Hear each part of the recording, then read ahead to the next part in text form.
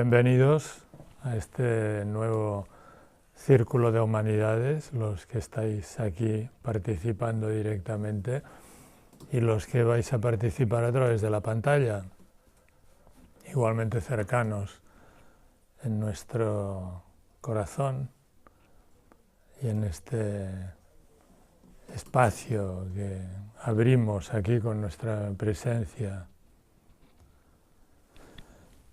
Porque se trata, como siempre, de andar, transitar, acceder a esto que es el corazón profundo de la humanidad, es decir, de cada uno de nosotros y de todos nosotros. Es curioso que me haya venido este nombre, ¿no?, de llamarlo humanidades, porque desde un punto de vista se podría decir que es un enfoque que nos lleva precisamente a trascender la humanidad. Si por humanidad entendemos nuestra parte individual, nuestra parte condicionada, nuestra persona, lo que hemos llamado nuestra persona, o sea, nuestra identidad en un sentido dinámico y externo, centrada en el cuerpo y en la mente y en la psique, que está directamente vinculada a nuestro cuerpo. Entonces, todo lo que hacemos aquí es precisamente una señalización, un destacar ideas, conceptos, geometrías, dibujos que nos llevan precisamente a apuntar a esto que está más allá de la forma, más allá de nuestra persona, que es nuestro ser verdadero. O sea que tomamos humanidades en este sentido, en que la humanidad entonces aparece ya como una cosa metafórica en realidad, que nos estamos refiriendo al hombre en sentido universal, al ser humano en sentido universal, no ya individualizado, como está individualizada la persona. Recordaremos, porque siempre hay personas que acudís por primera vez, aunque a lo mejor habéis visto vídeos, que aquí entendemos lo individual en sentido propio, que quiere decir lo que tiene forma, lo de nosotros y del mundo que tiene forma. Decir individual quiere decir con forma. Y por tanto, sujeto a generación y corrupción, porque todo lo que tiene forma es corruptible. Entra dentro de esta dinámica de generación y corrupción que dice Aristóteles, que es el movimiento de la naturaleza. La naturaleza la podemos ver como una continua generación o creación y destrucción o corrupción de formas. Y nuestra persona está involucrada en este movimiento de la naturaleza. En este sentido, somos animales y somos plenamente naturaleza, ligados a la tierra y a este movimiento dinámico de todas las formas.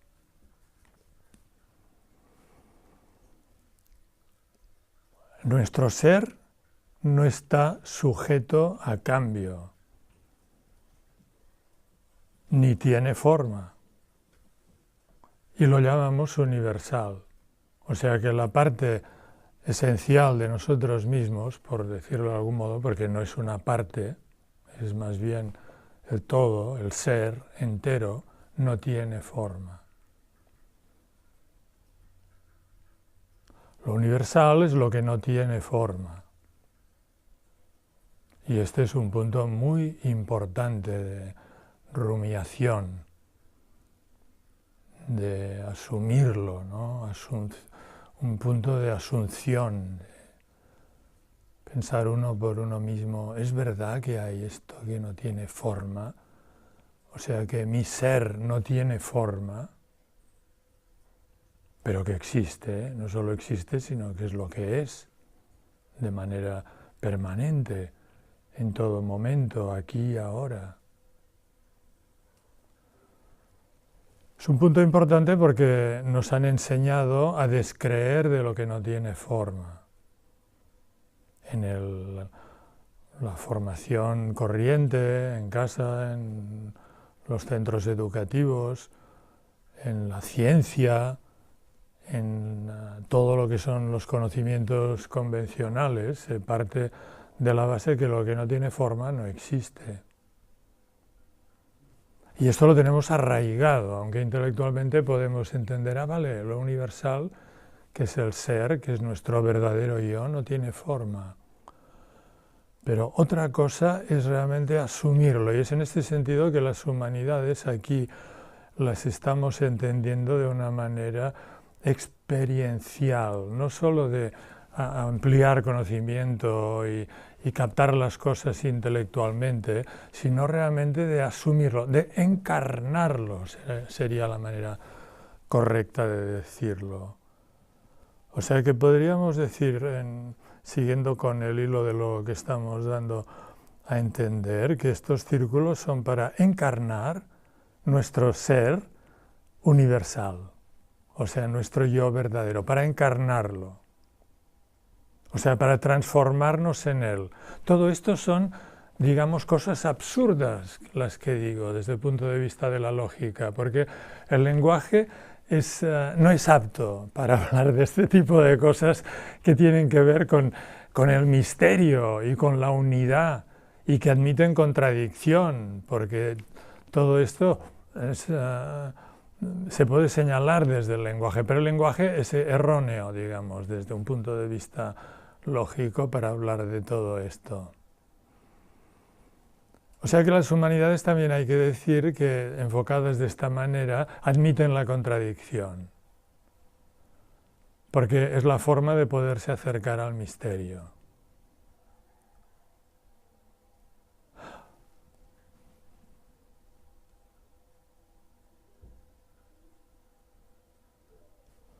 Entonces nos acercamos desde distintos puntos y distintos enfoques.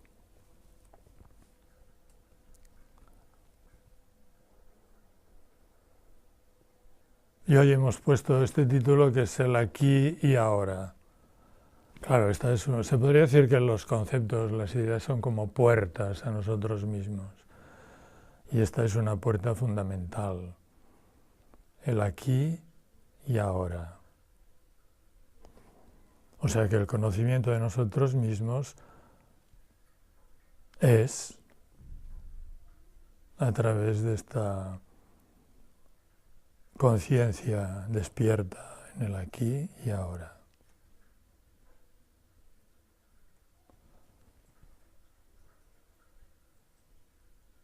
Aquí ahora como percatarse de este tiempo que no transcurre. La persona que somos, nuestro ser condicionado y externo, vive en el tiempo.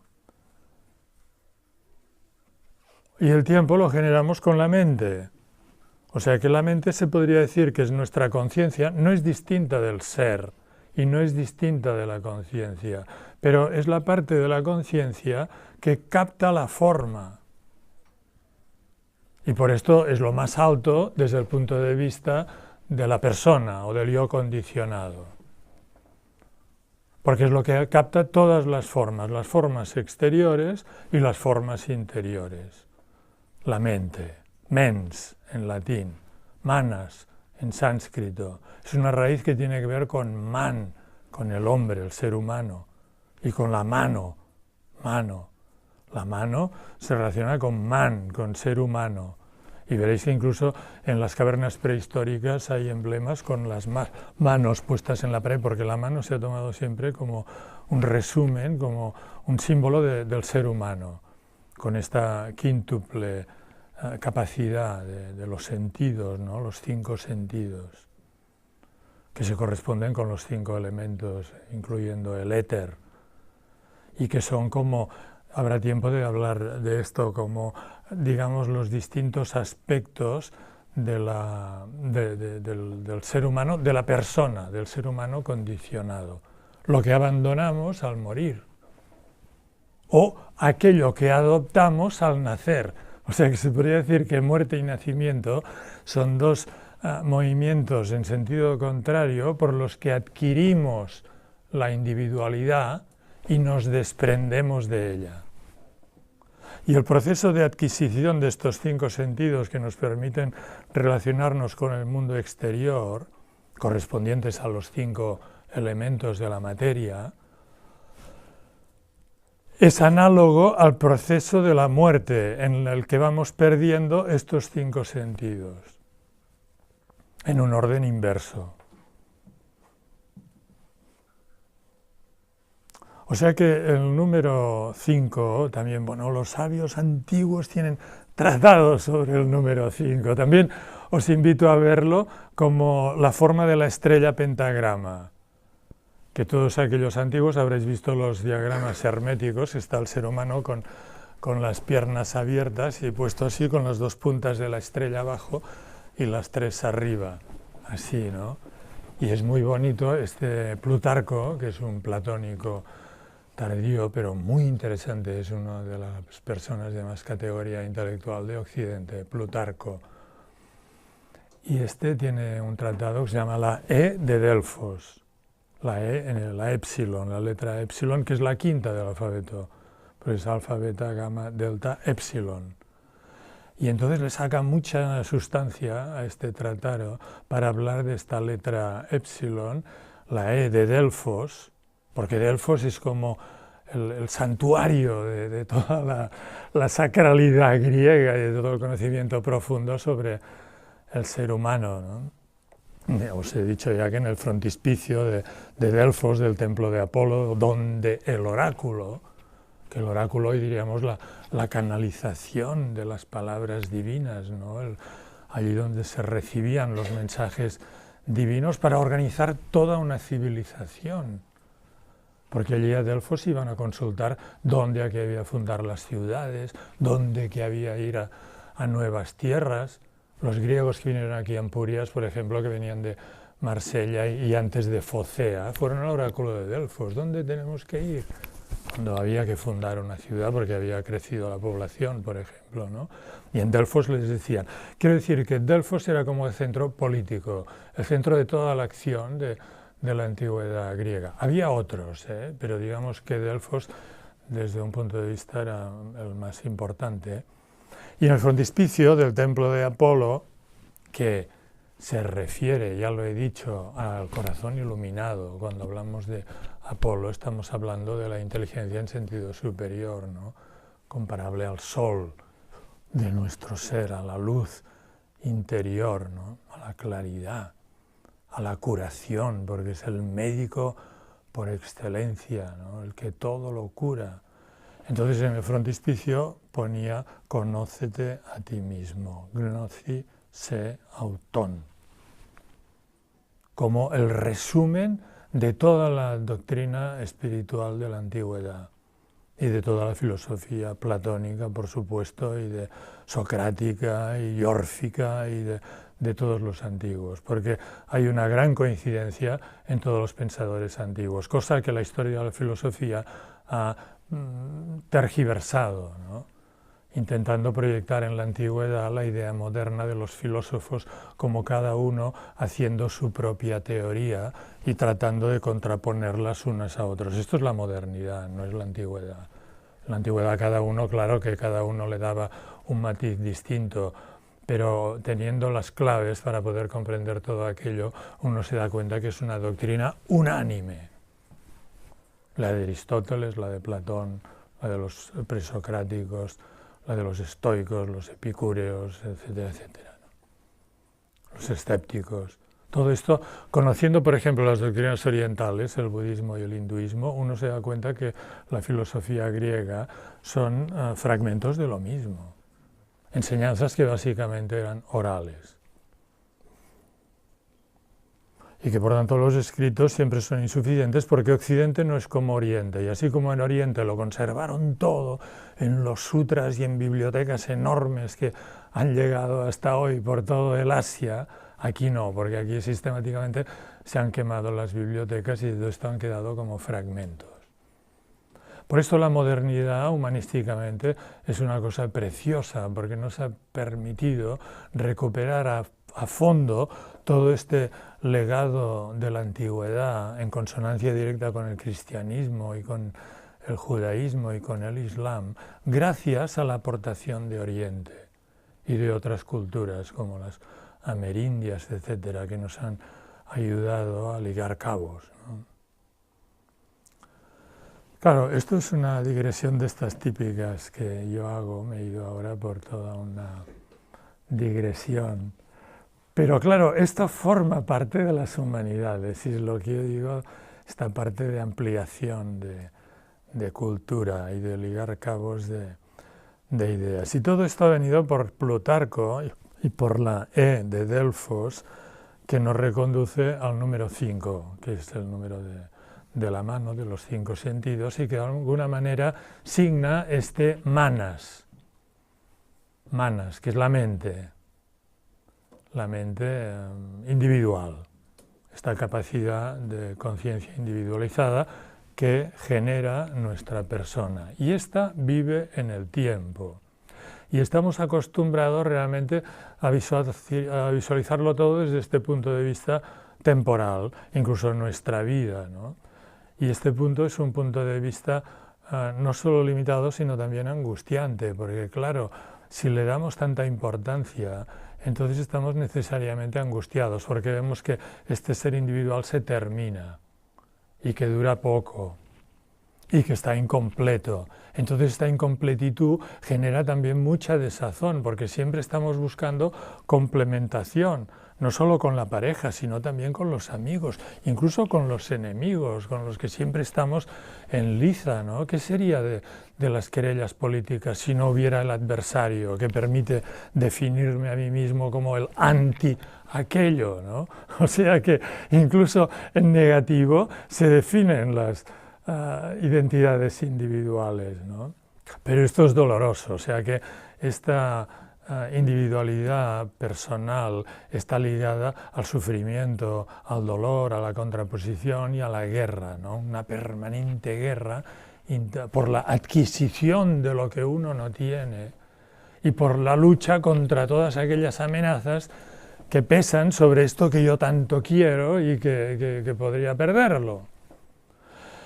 Entonces, claro, aquí las humanidades, con esta idea filosófica primera y fundamental de que nuestro ser verdadero, nuestro yo verdadero es universal, nos están dando la salvación, ¿no? Nos están recordando la posible y urgente salvación de todos nosotros, reconociendo, volviendo a descubrir y a gustar esta parte tan buena y tan bonita y tan confiada y tan entera que es nuestro ser, que no está separado, o sea, que no es una parte, sino que como que es conciencia, lo impregna todo, no solamente todas las células de nuestro cuerpo y todas nuestras ideas y nuestros sentimientos y emociones, sino que también impregna todo lo de los demás y todas las cosas del mundo, o sea que toda la materia del mundo, orgánica e inorgánica, está continuamente penetrada por este ser que somos, aunque parezca mentira. Y nuestra conciencia individual es parte de ello. Ahora, lo interesante es que como seres humanos lo podemos vivenciar integralmente, o sea, que lo podemos encarnar, dándonos cuenta,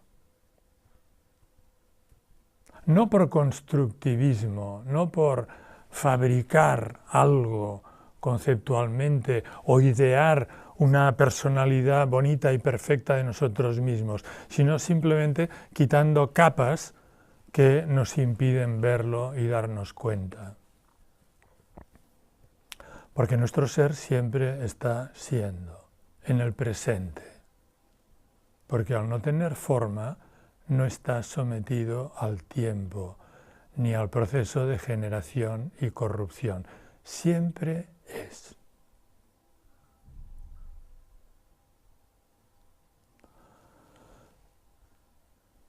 Aquí desde el principio siguiendo también una tradición moderna, hemos optado por llamarlo presencia consciente, nuestra presencia consciente.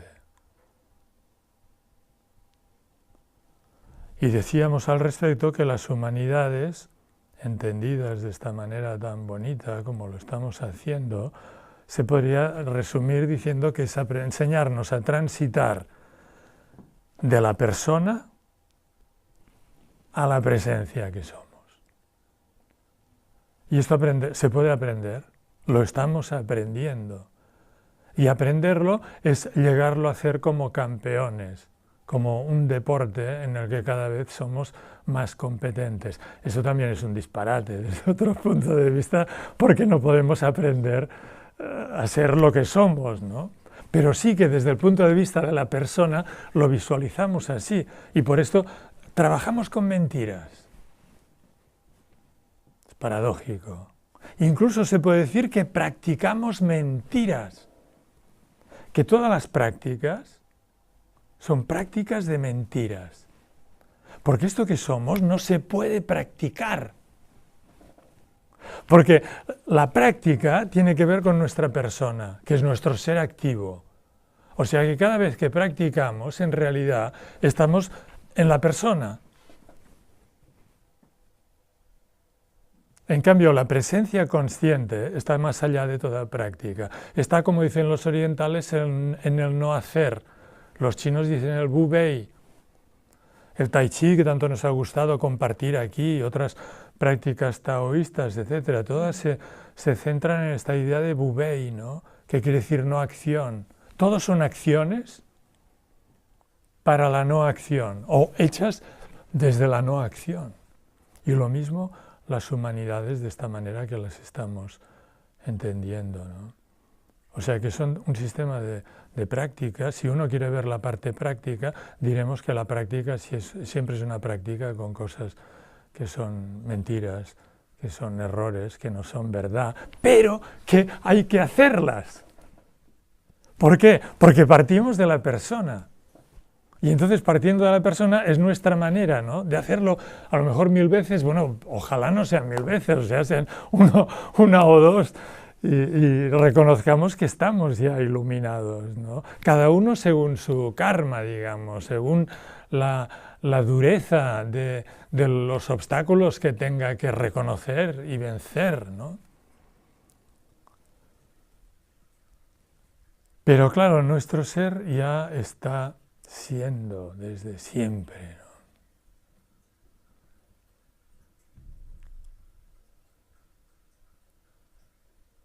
En el no tiempo. Entonces hay otra puerta interesante. Digo que todos estos grandes conceptos humanísticos son como puertas. Y por ejemplo, una interesante, un tema de reflexión, es que el mundo, esto que llamamos el mundo en el sentido científico y materialista corriente, se podría decir, siguiendo a Einstein y a todos los modernos, que es algo que se produce en una doble dimensión o dos coordenadas que son el espacio y el tiempo. Un espacio-tiempo, dice Einstein.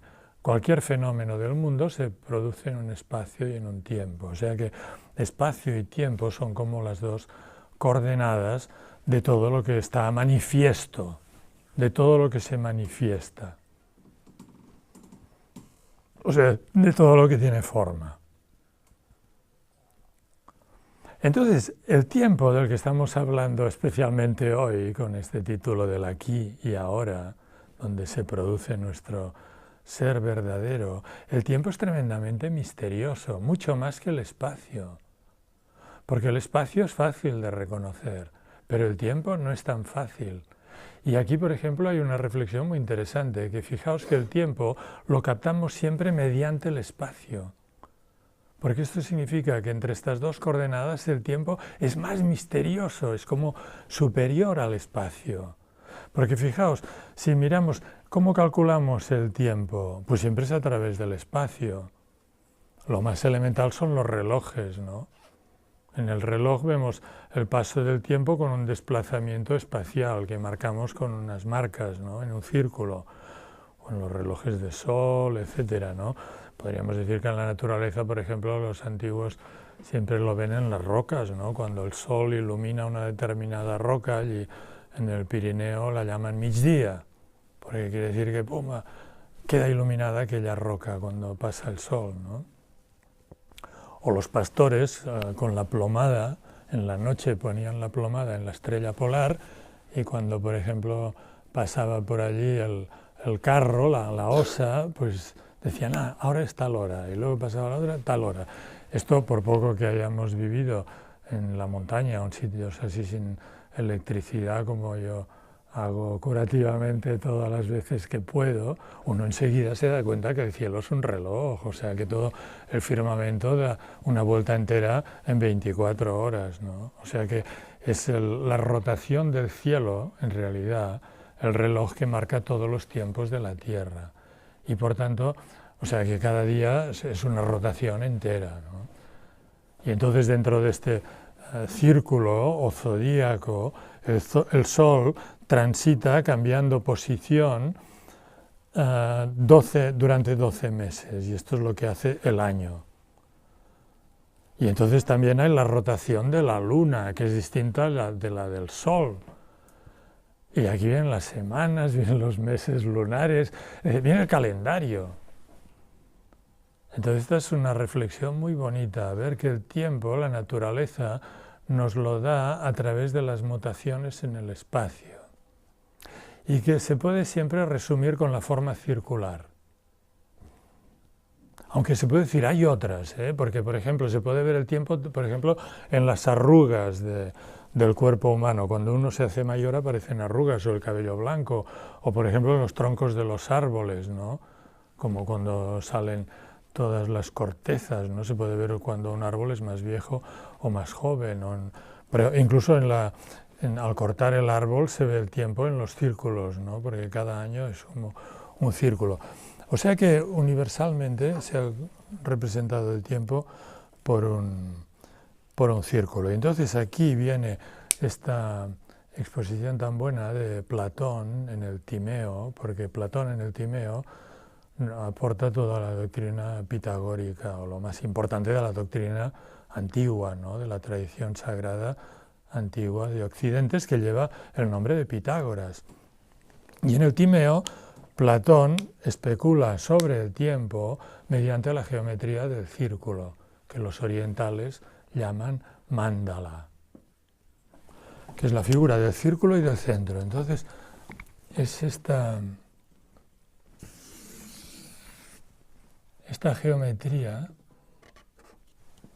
a la que volvemos una y otra vez, el círculo y el centro. También los padres de la Iglesia, Clemente de Alejandría, por ejemplo, también utiliza el círculo para especular sobre Dios. Entonces el círculo representa el tiempo sucesivo, o sea que todo tiempo se puede medir por un círculo, porque todos son días y noches y años y meses, son ciclos, ¿no? Y aquí, por ejemplo, hoy día un tema humanístico de primera importancia es el tema de los ciclos de humanidad, que aquí en Occidente se tienen poco en cuenta. Los griegos y los romanos todavía tenían la idea de los grandes años, de 12.000 años. O sea, la idea de que hay grandes periodos de la humanidad, que es interesante conocer, porque también ayudan a ubicarnos en nuestro tiempo. Y esto los hindúes y también los budistas y los chinos, la tradición de Extremo Oriente, lo tienen perfectamente conocido y teorizado y asumido, que es la teoría, lo que se llama la teoría de los ciclos. Y entonces actualmente, o sea que hay los pequeños ciclos, que son, los hindúes los llaman manvántaras,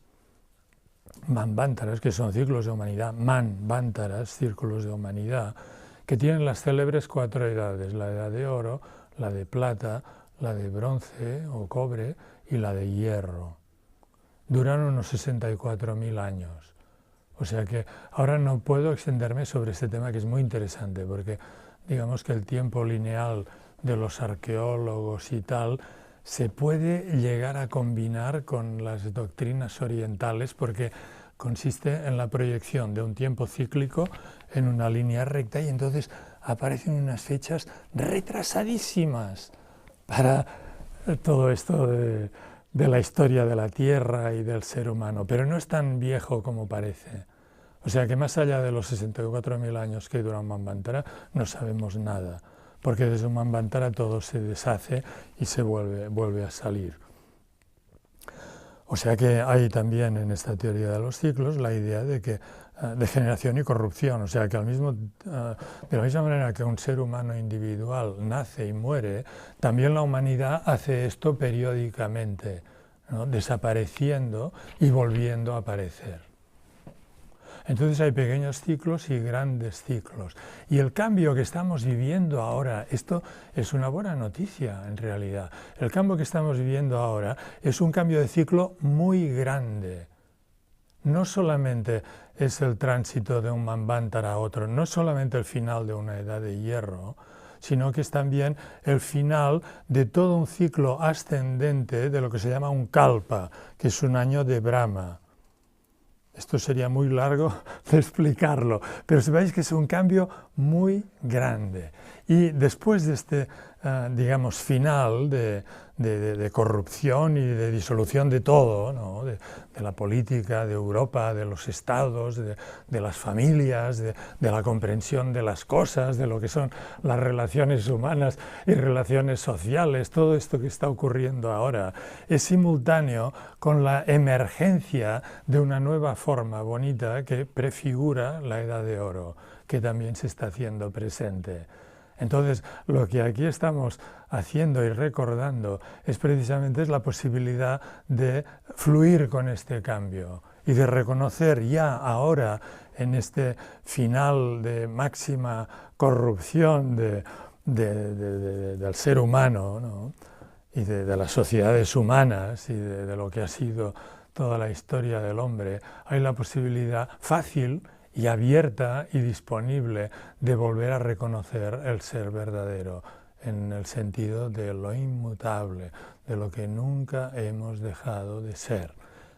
Y en esto tomamos apoyo en todo lo que son las tradiciones antiguas. O sea que el centro, el punto, está representando nuestro ser inmutable y el ser inmutable del mundo, que nunca transcurre, que siempre está siendo. Y claro, aquí también el espacio sirve de símbolo, no es más que un símbolo, porque aquí aparece como un punto. Entonces decir el ser es un punto, no, ciertamente no es un punto. Aunque sí, por ejemplo, los taoístas hablan del punto quieto en nuestro corazón. Y es verdad, es bonito.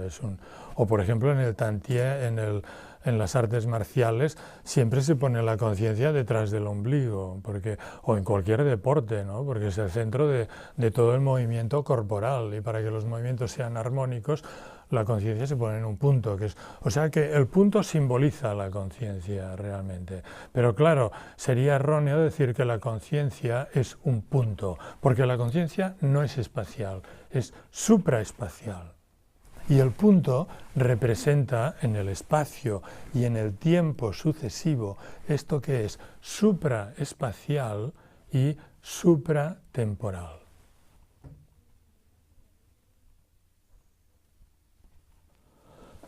O sea que esto que somos y está siempre siendo lo representamos por el punto, que es de todo lo que hay en el espacio, lo único que no tiene dimensión.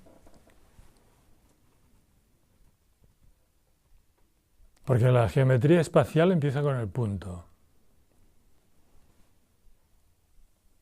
O sea que el espacio, para comprenderlo desde un punto de vista de su significación simbólica, hay que entender que el espacio se genera a partir del punto, que no tiene espacio, que no tiene dimensión. Cuando esto que no tiene dimensión, que es totalmente inmanifiesto, porque el punto de verdad, este punto tiene dimensión, porque tiene tinta y se puede medir, ¿no? Pero el punto de verdad no tiene dimensión. Entonces la dimensión significa la manifestación. Cuando esta conciencia, que no es espacial, se manifiesta a través del 2, y el 2 genera la recta. O sea que el 1 genera el 2. Del mismo modo que el punto genera la recta. Y entonces la recta se define por 2 puntos y por tanto la recta significa ya el acceso a la dualidad, a una conciencia dual, en la que habrá siempre sujeto y objeto, antes y después. Y el 2 genera inmediatamente el 3, porque cuando hay lo uno y lo otro, lo de arriba y lo de abajo, el macho y la hembra, lo positivo y lo negativo, aparece automáticamente una tercera posibilidad, que no es ni lo uno ni lo otro. Y entonces la tríada ya es el dinamismo de la creación, porque digamos que usando el simbolismo de la familia es el padre, la madre y el hijo, y indica el mecanismo de todo lo que va a ser el cosmos, la movida cósmica, que es un juego de los complementarios, atrayéndose y rechazándose continuamente los unos a los otros.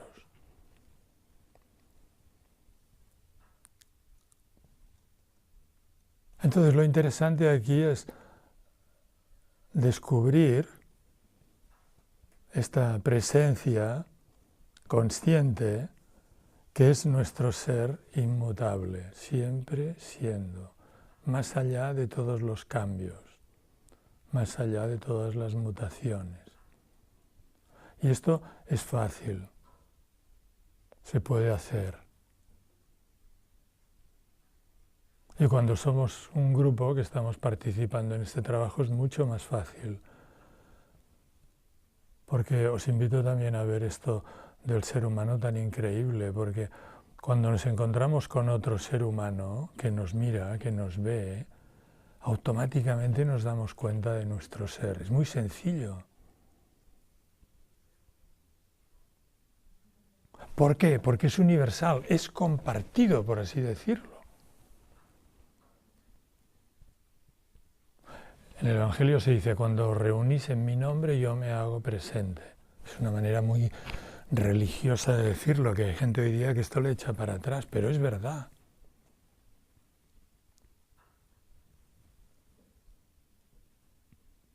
Entonces, esta presencia consciente tiene que ver con el silencio también.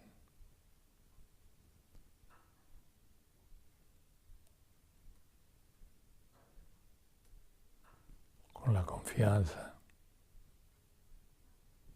Y sobre todo, con aparcar la mente, cosa que cada vez que nos encontramos lo hacemos también mediante un ejercicio, que es el ejercicio de la invitación, que consiste precisamente en apartar la mente, porque es la mente que nos sitúa en el tiempo pasado y futuro, y en los ascensos y descensos, y en los remolinos, y en todas las mutaciones, es la mente la que nos impide reconocer y gustar el ser que somos.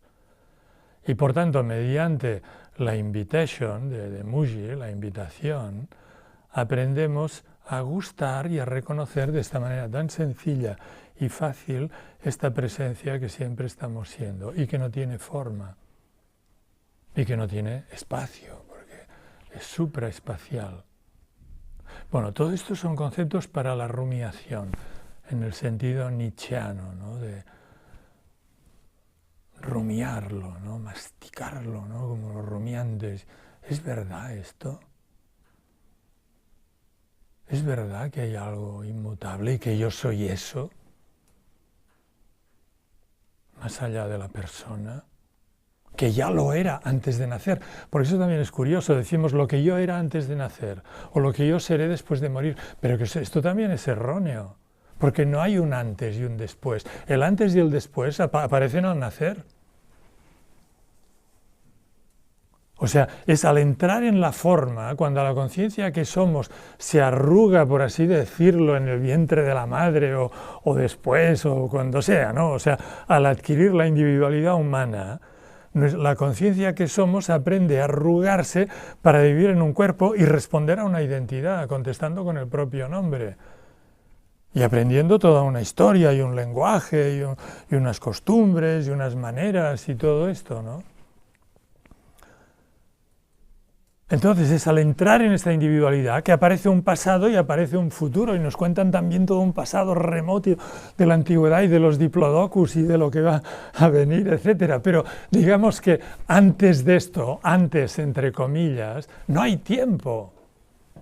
O sea que aquello que está antes es lo mismo que lo que está después. Y está en otra dimensión, que la podemos llamar la dimensión de lo simultáneo o de lo eterno. Siempre siendo. Y estos son temas de rumiación, porque nunca nos han hecho pensar sobre esto. O sea que entonces esta, digamos, transformación a la que se nos invita, porque es transformación, quiere decir ir más allá de la forma, ir más allá de la persona que somos, esta transformación se realiza en el presente, rumiando y dejando que la gracia divina nos haga reconocer estas cosas, por así decirlo, porque esta no se va a enterar nunca. Con la mente no lo podemos captar, es imposible. Porque la mente siempre lo verá todo en el espacio y en el tiempo, y lo que no esté en el espacio y en el tiempo es que no lo va a aceptar. Y todo esto que estamos hablando aquí, de aquí una hora, etcétera, o Dios quiera que sea mucho más tarde, la mente empezará a negar, o sea, sí, bueno, vale, todo aquello y tal, pero lo va a denostar.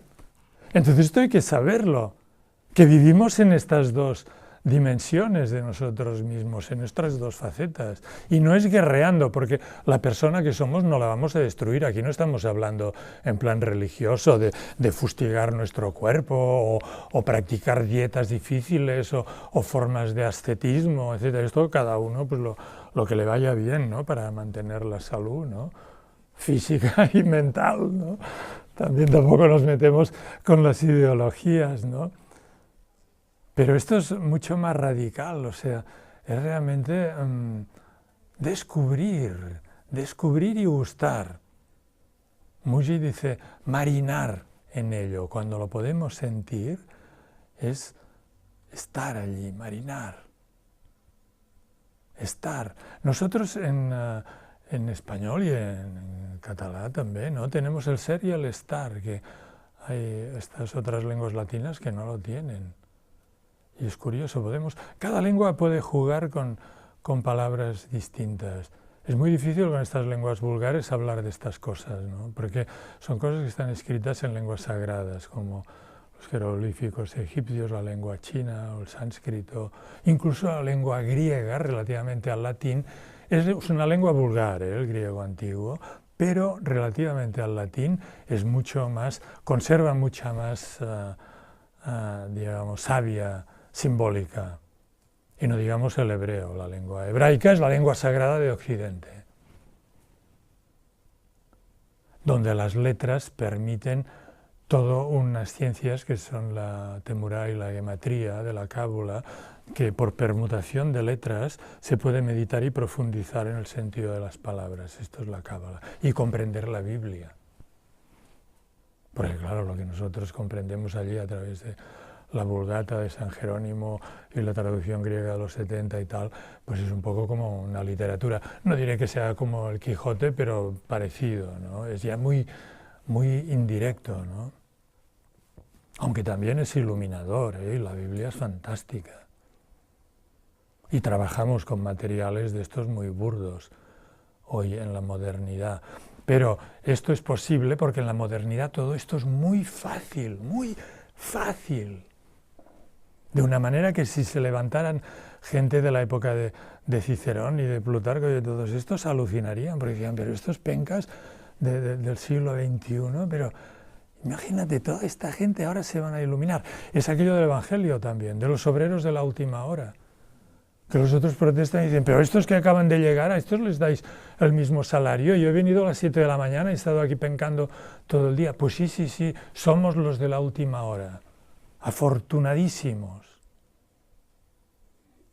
Solo se pide a nosotros una pequeña intención, un pequeño gesto de apertura de nuestro corazón y de poner allí nuestra atención. y entonces se hace en nosotros. Porque la conciencia que somos, este ser, esto, lo que está esperando es que hagamos este gesto para encarnarse, por así decirlo. Como quien se encarna en la cueva de Belén, ¿no? Como el avatara.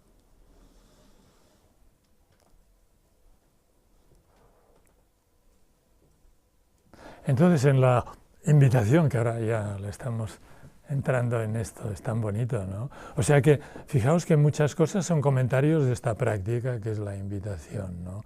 Que también merece rumiar parte por parte, ¿no? Porque nos conduce, ¿no? Nos lleva. Y pensad que estas prácticas espirituales, estos conceptos y todos estos símbolos y todo esto que van apareciendo no son inventados, forman parte de esta tradición perenne del ser humano, ¿no? Que yo y todos los que nos ha tocado o nos ha gustado hablar de esto, pues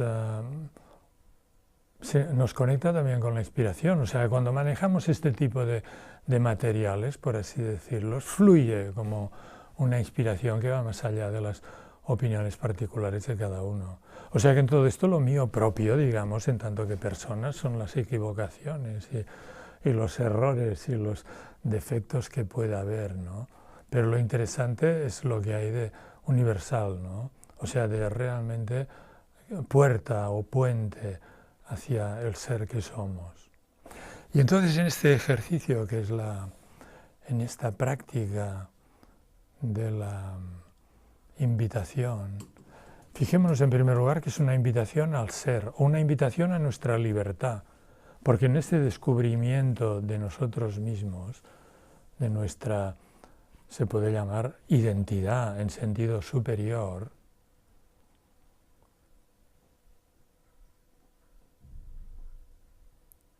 en este descubrimiento, ahora por ejemplo me he perdido, porque esto también forma parte de la cosa, porque se manejan ideas tan fuertes y tan importantes que a veces falla el hilo lógico. No importa.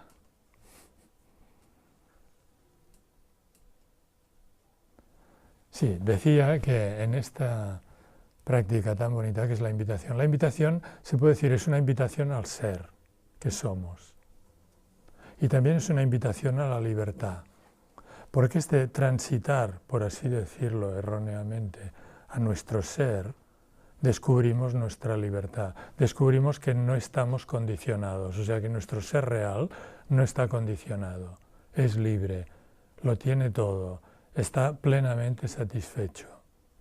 Cosa que esta mente y todo el complejísimo juego que llamamos persona, que ha generado, que hemos generado con ayuda de los demás y de los papás y la familia y todo, hemos generado una cosa complicadísima que esta beatitud y sencillez que somos no lo va a reconocer. Y como que no lo va a reconocer, por esto parece complicado todo esto. Pero si fuéramos capaces de mantenernos en lo que descubrimos en la invitación, podemos darnos cuenta que la iluminación ya la tenemos porque es lo que somos. Entonces fijaos que todo empieza por reconocer que es una invitación al ser. O sea, es como una entrada en el oráculo de Delfos. Conócete a ti mismo. Y es un conocimiento que no va a ser analítico, no va a ser de partes, aunque también, porque aprendemos a ver las partes de la mente, lo que es la memoria, lo que es el futuro, lo que es el pasado, estas partes, pum, pum, pum, las vamos apartando. Pero lo más importante no es este conocimiento analítico de partes, sino que este gnosis sautón, conócete a ti mismo, es un conocimiento de lo que está más allá o de lo que está más acá de la persona. Y por tanto un conocimiento no conceptual, empático, directo, gustativo, experiencial. Y entonces empezamos diciendo al que quiere participar de estos círculos y que propone venir o acercarse, que si su motivación es correcta, que puede pasar, y la motivación correcta es comprender que venimos aquí con este ánimo de ser libres y de descubrir nuestro ser verdadero y fiable.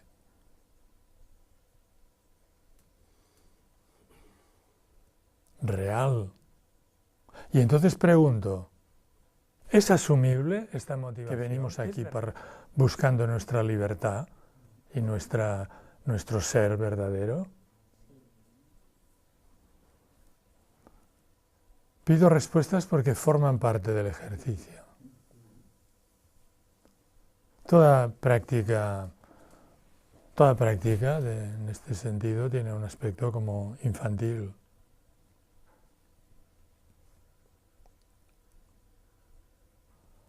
Entonces, teniendo esto asumido, decimos al que viene, cualquiera de nosotros, cuando llama a la puerta y nos dice que su motivación es la libertad y el descubrimiento del ser, decimos, entra, pasa, pero deja tu mente fuera con los zapatos.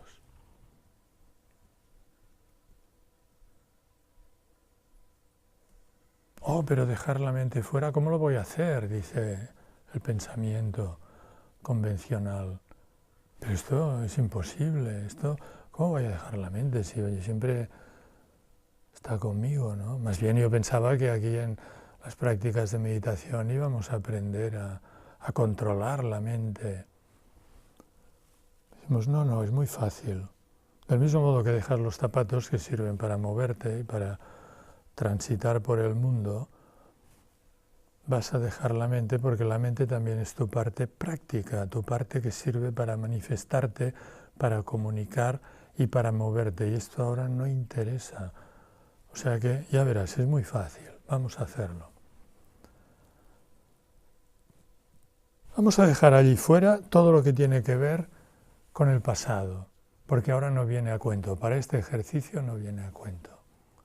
No te preocupes, porque esto va a durar un rato, ¿no? 10 minutos, 20 minutos, no más. Y durante este rato el pasado no importa, o sea que vamos a dejarlo allí. Todos tus recuerdos, memorias, conocimientos adquiridos, recuerdos de tu infancia, cómo fue el nacimiento, tus padres, tu familia, tu país, tu lengua, los hechos principales de tu vida, todos tus traumas, los accidentes que hubo, las muertes, todo aquello que constituye tu historia, ¿no? Todo esto ahora no viene a cuento. Es fácil, se puede hacer, lo dejamos allí con los zapatos. Por poco que lo intentemos, nos damos cuenta que se puede hacer. Todo el pasado. Y si la mente viene todavía con alguna imagen, porque el pensamiento es también de imágenes, ¿no? Le decimos, muchas gracias, pero ahora no te puedo atender. O sea que deja esto allí en la puerta con todo el pasado que ahora no viene a cuento. Y nos damos unos segundos para dejar todo nuestro pasado, toda nuestra historia. Esto nunca nadie nos dice que lo hagamos, pero para este ejercicio lo hacemos. Dejamos todo el pasado. Y luego también vamos a dejar todo el futuro, viendo de entrada que el futuro no son más que ideas, que conceptos, proyecciones, muchas compartidas con los demás y con cierto grado de realidad, pero pura materia mental. Y esto también lo dejamos, y se puede hacer, dejamos todos nuestros deseos, todo lo que nos gustaría conseguir, todos nuestros proyectos, cosas importantes que estamos intentando realizar y en camino de obtenerlo, estudios, trabajos, empresas, todo esto ahora, para este ejercicio no viene a cuento, o sea que lo estamos dejando todo. Para este descubrimiento de nuestro ser libre, esto no viene a cuento. Dejamos todo el futuro como dejamos todo nuestro pasado, dejando vaciándonos de todos los deseos. Los reconocemos y los dejamos para este ejercicio. Luego lo podemos recoger otra vez. Dejamos también los temores de la muerte o accidentes o desaparición de personas queridas. Todo esto no viene a cuento ahora, fuera. Y se puede hacer sin pasado, sin futuro.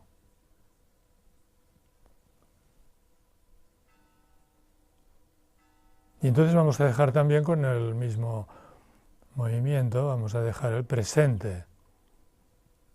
Si el presente es lo que podemos considerar nuestros caborias, nuestras preocupaciones, lo que tenemos entre manos, nuestros asuntos candentes, que no podemos olvidar, nuestra agenda virtual de todo lo que hay entre manos y que tenemos siempre agarrado. Lo soltamos también el presente.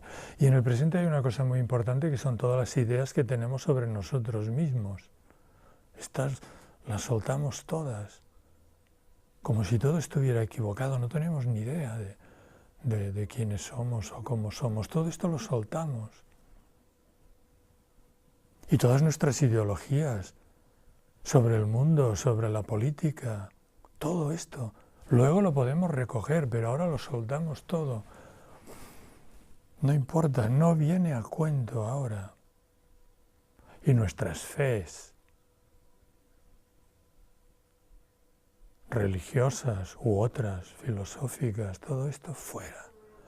Y fijaos que solo con estas intenciones, sin pasado, sin futuro y sin presente, ya vibra como una especie de espacio de libertad y de bienestar.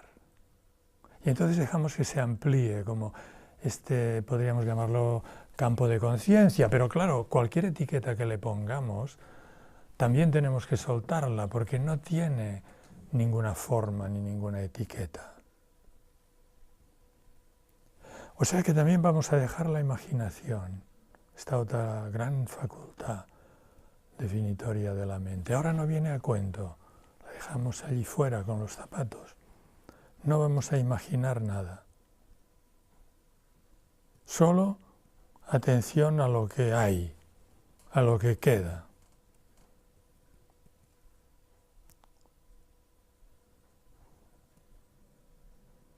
Nada pasado, nada futuro, nada de creencias, ni de ideologías, ni de ideas sobre nosotros mismos, ni imaginaciones espirituales ni otras, ni experiencias espirituales previas, ni méritos, ni grados alcanzados, ni rangos, nada, todo esto no importa para nada, todo vacío.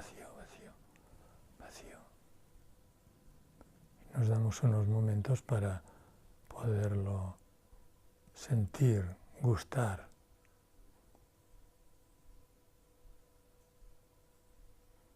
Y al mismo tiempo, nuestro cuerpo está aquí presente y los 5 sentidos están perfectamente funcionando. O sea que esto no nos quita nada real. Y entonces la mente necesariamente, al sentir ya un mayor espacio o entorno vacío de conciencia, inevitablemente pregunta, vale, ¿y ahora qué más? Y entonces le decimos, no, ahora nada más. O sea que le estamos diciendo a la mente que ahora no vamos a esperar nada, porque este continuo esperar algo distinto de lo que hay es una de las capacidades definitorias de nuestra mente, que siempre está insatisfecha con el presente. La mente detesta el presente. Continuamente está pensando en el pasado y proyectándose al futuro. Y el presente no le gusta. y ahora le decimos, pues ahora gracias por tus informaciones, pero todo esto ahora no interesa, no importa.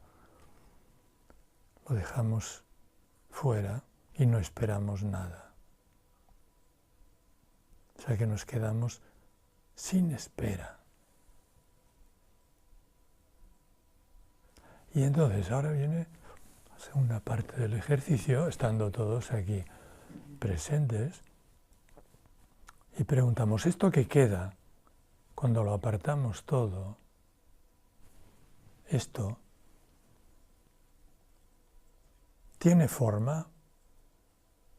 Y pido vuestra respuesta espontánea, desde el corazón, sin darle a coco.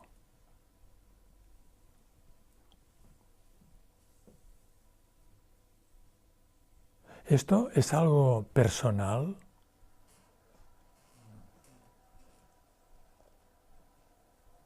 ¿O pertenece a alguien?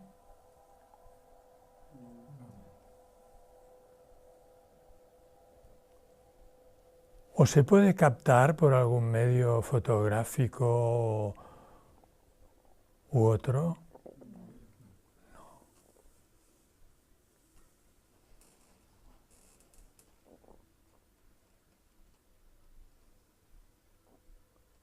¿Tiene peso o forma? Ya habéis dicho que no tiene. ¿Tiene límite? O sea, ¿hay algún lugar donde esto deje de ser y a partir de allí ya no sea?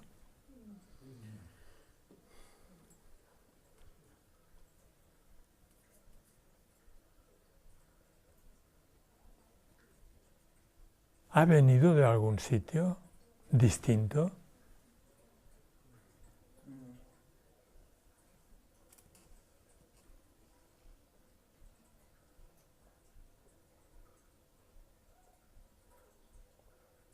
Claro, si no ha venido de un sitio distinto quiere decir que no tiene origen. ¿Y se puede ir a otro sitio distinto?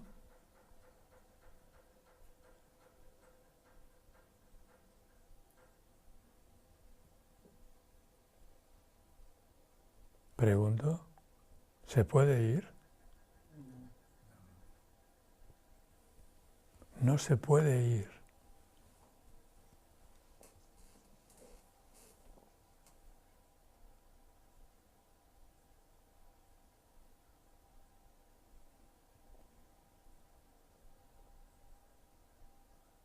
¿Se puede manipular?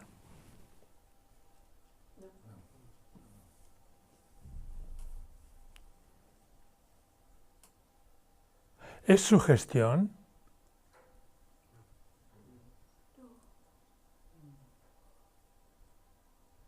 ¿Tiene algún problema o tensión o angustia? ¿Podría enfermar?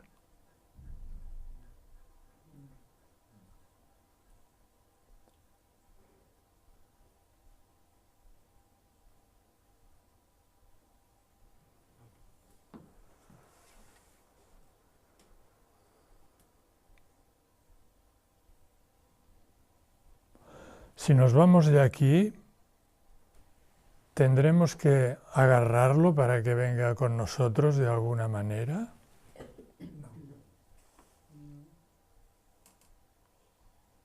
Hemos dicho que no tiene forma, que es universal, que no tiene origen, que no tiene fin, que no es sugestión, que no ha venido por magia, potagia de nada, de nadie, que nadie lo puede poseer, que no tiene problema.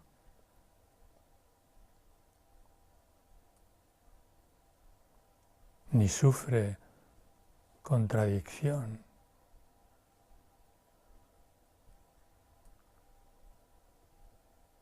Que no hay que agarrarlo para que esté con nosotros. Y entonces la última pregunta es, ¿qué distancia hay entre esto y cada uno de nosotros?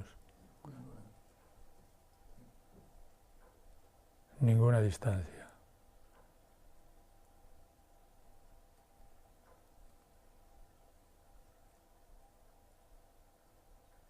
Entonces, siendo esto así, que no hay distancia, que está siempre siendo, que no tiene forma, que no pertenece a nadie y que no tiene ninguna distancia con respecto a cada uno de nosotros, tenemos que reconocer que estamos hablando de lo que somos, que esto es lo que somos. Y entonces nos damos unos segundos para estar en ello, marinar, reconocerlo.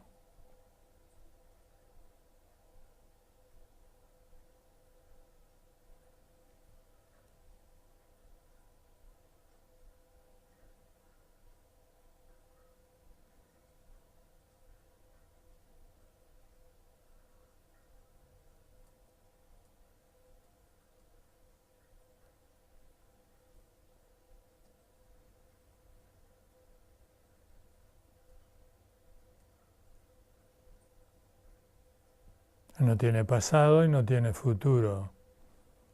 Y no tiene presente, está fuera del tiempo.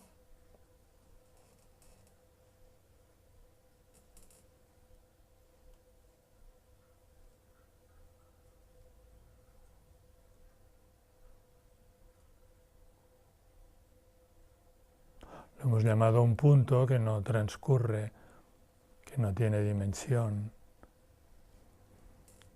que es eterno. Pero claro, el simbolismo del punto es muy burdo, como el simbolismo del espacio, porque si solamente fuera un espacio, sería una cosa. ¿Y es una cosa esto? No. Y fijaos que hasta ahora nos hemos identificado siempre con cosas, cosas que podemos ver o tocar o percibir con los sentidos, y cosas que podemos reconocer con el sentido interno, porque nuestras ideas, sentimientos, imágenes, dolores, sensaciones corporales, todo esto son cosas también, en el sentido de objetos. Y en cambio esto no es una cosa, no es un objeto. Es lo que somos. Entonces, claro,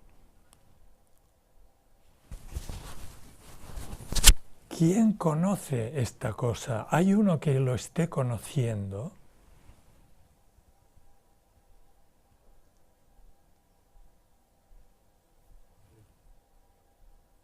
¿O es la cosa que se conoce a sí misma?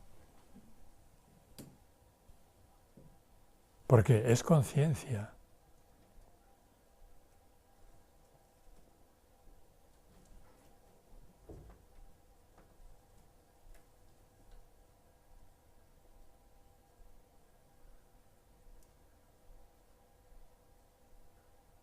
¿Quién es el que conoce en este caso?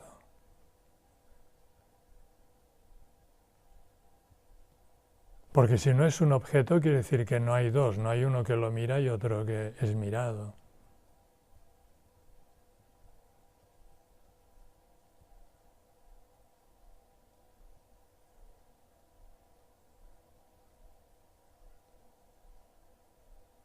Se conoce a sí mismo.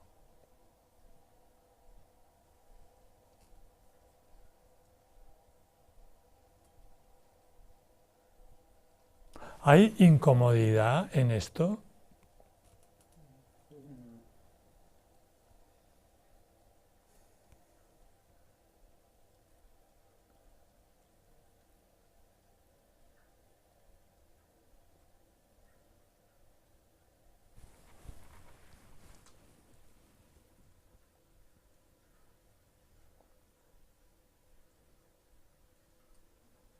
Es increíble la facilidad de este descubrimiento, que es el más grande que se puede hacer en el reino humano. Es lo que han buscado todas las altas filosofías, todas las religiones. Pero claro, fijaos que al buscarlo también uno lo separa. O sea que esto es el final de toda búsqueda. Porque el buscar es como de la mente todavía, porque es la mente la que busca algo que no está. Y aquí hemos dicho, no, ahora no vamos a buscar nada, no vamos a esperar nada.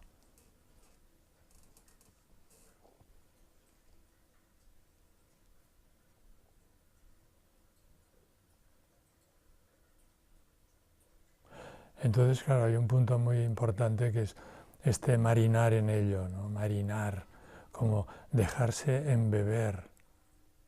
Yo digo muchas veces que aquí se aplica el sentido de la palabra adoración, adorarlo. Porque en la adoración no hay dualidad.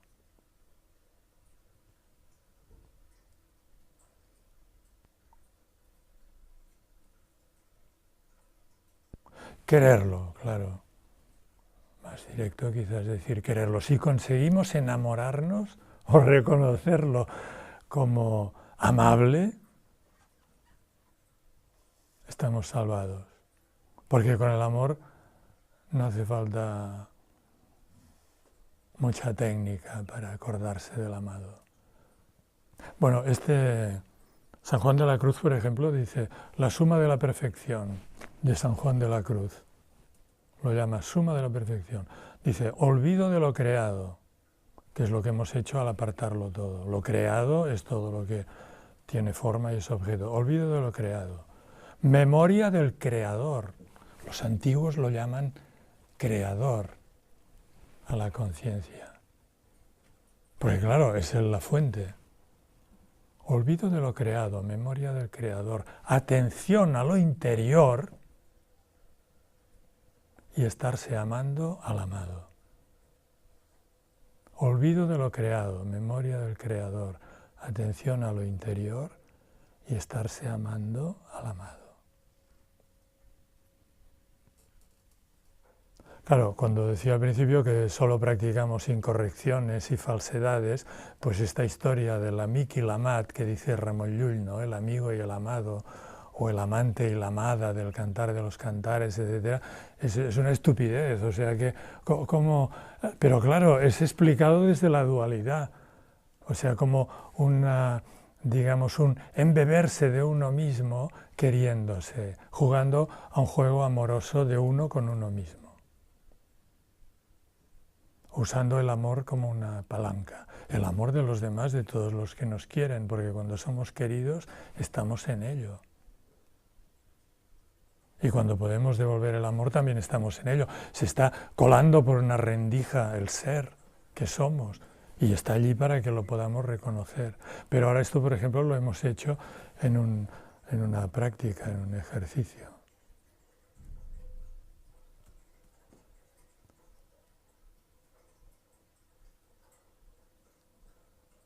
Porque esto que hemos reconocido se ha marchado.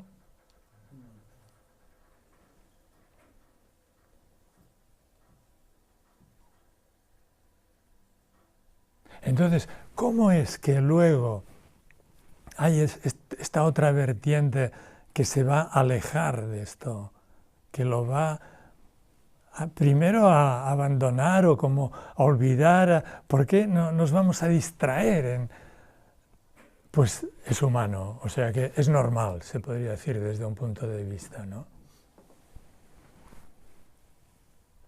Pero el camino de la salvación ya veis cuál es. Entonces, no es luchando contra el ego. Se podría decir que el ego es un mejunje de costumbres de estar todo el rato haciendo caso al pensamiento y viviendo en un mundo que solamente reconoce la interacción entre personas, cada una con su rollo, enfrentándose con la otra, con el suyo y coincidiendo en un yakati, yakati, yakati, yakati, yakati, yakati, yakati, continuo, ¿no?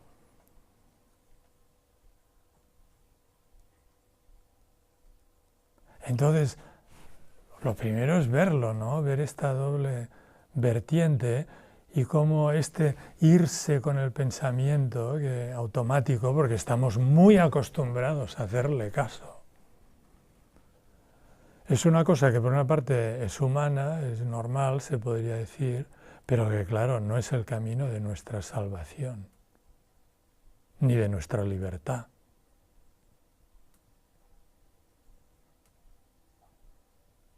Y entonces esta libertad que queremos es encarnando el ser, reconociéndolo, gustándolo, queriéndolo, adorándolo y disfrutando con esto que somos. Aquí los epicúreos tienen razón. Los epicúreos decían que el quid de la filosofía era el disfrute, el goce. Hay toda una corriente del Renacimiento de los humanistas, que Lorenzo Valla, que era cardenal y todos, dicen es a través del goce. Y yo estoy muy de acuerdo. Más que a través del sufrimiento. El sufrimiento es como un despertar, o sea que cuando nos lo pasamos muy mal y viene un dolor muy agudo, que también los tenemos continuamente y el mundo nos los da abundantes, es para darnos cuenta que no estamos en ello, o sea que estamos desubicados. El dolor es un toque de atención para decir, estamos en un punto de vista que está equivocado. Estamos salidos de nosotros mismos. Porque entonces es cuando el pensamiento negativo nos ataca. Nos ataca cuando nos ve débiles. Porque en esta nuestra fortaleza, que la podemos sentir todavía, en esta fortaleza somos inatacables. Los budistas lo llaman el cuerpo de diamante, es otra metáfora. A este espacio lo llaman cuerpo de diamante, Vajra, el Vajrayana, el camino del cuerpo de diamante. Es una metáfora, no es un cuerpo en el sentido físico, pero sí que es como una sensación de cuerpo, ¿no? Cuerpo sin órganos, espacio, un cuerpo de vacuidad. A este también lo llaman cuerpo de vacuidad. En el cristianismo, cuerpo de Cristo. El cuerpo de Cristo auténtico es pura vacuidad, ser. Somos en Él. Somos Él y somos en Él. O sea, con Él, en Él y por Él. Tal como se dice en la consagración, que es nuestro ser.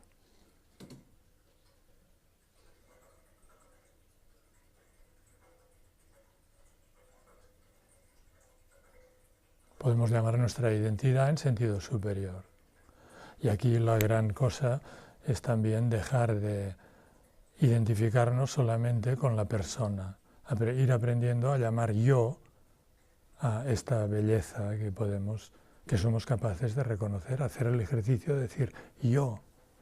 Y entonces darnos cuenta que podemos hablar y vivir también desde esta otra dimensión nuestra. No hace falta estar siempre agarrado a la conciencia individual.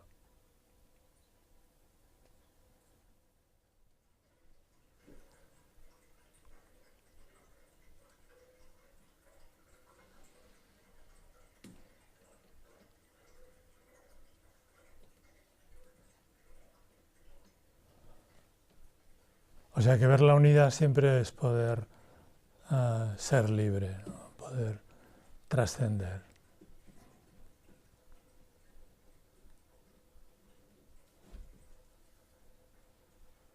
A través del amor y de la comprensión.